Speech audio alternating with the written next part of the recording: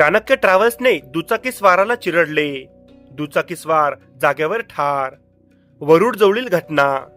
पुसद शहरातील अपघाताचे सत्र थांबण्याचे काही नाव घेईना. मधुकर नगर जवळील फंक्शन हॉल जवळ झालेल्या अपघात प्रकरणातील मृत्यू पावलेल्या जावई सासऱ्याच्या घटनेला 48 तास उलटले सुद्धा नाही कीच आणखी एका अपघात प्रकरणात एका तरुणाचा दुर्दैवी मृत्यू झाला असल्याची घटना उघडकीस आली आहे. सविस्तर बातमी अशी की वसंतनगर पोलीस स्टेशन अंतर्गत येत असलेल्या वरुड जवळील महादेव मंदिराजवळ आज दिनांक 12 मार्च 2025 रोजीच्या रात्री अंदाजे 9 वाजताच्या सुमारास ट्रॅव्हल्सचा आणि दुचाकीचा समोरासमोर भीषण अपघात झाला.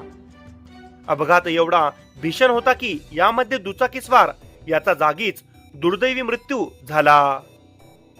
घटनेची प्राथमिक माहिती अशी की मुलतानवाडी कवडीपूर श्रीरामपूर येथील प्रदीप चव्हाण, वय अंदाजे 30 वर्ष, हा त्याची हिरो स्प्लेंडर दुचाकी क्रमांक MH29 BZ 4838 ने पुसदवरून वरुडकडे जात होता.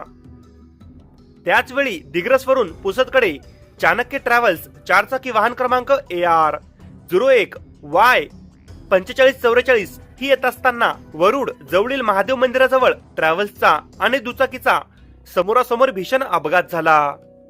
अपघात एवढा भीषण होता की दुचाकीवरील प्रदीप चव्हाण, वय अंदाजे 30 वर्ष, या तरुणाच्या डोक्याला गंभीर मार लागल्यामुळे त्याचा जागीच दुर्दैवी मृत्यू झाला. या घटनेची माहिती तेथील उपस्थित लोकांना होताच घटनास्थळी सर्वांनी एकच गर्दी केली. या घटनेची माहिती वसंतनगर पोलीस स्टेशन येथे होताच पोलीस अधिकारी व कर्मचारी यांनी तात्काळ घटनास्थळ गाठले. सदर घटनेची माहिती प्रदीपच्या कुटुंबियांना होताच सर्वांनी एकच टाहो फोडला.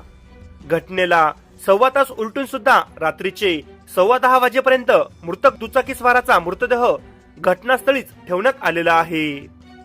हा अपघात घडला कसा आणि या अपघातामध्ये चूक कोणाची याचे कारण अद्याप अस्पष्ट आहे. शासन प्रशासनाच्या दुर्लक्षितपणामुळे तसेच सत्ताधाऱ्यांच्या गोडबोल धोरणामुळे शेकडो अपघात घडून कोणत्याही प्रत्यक्ष उपाययोजना न केल्यामुळे रोज अपघातामध्ये पुसद शहरासह तालुक्यातील सर्वसामान्य व्यक्तींना आपले प्राण गमवावे लागत आहे, हे मात्र खरे. लवकरच या विषयासंदर्भात सविस्तर माहिती प्रसारित करण्यात येईल. बघत रहा द टाइम्स ऑफ पुसद. धन्यवाद.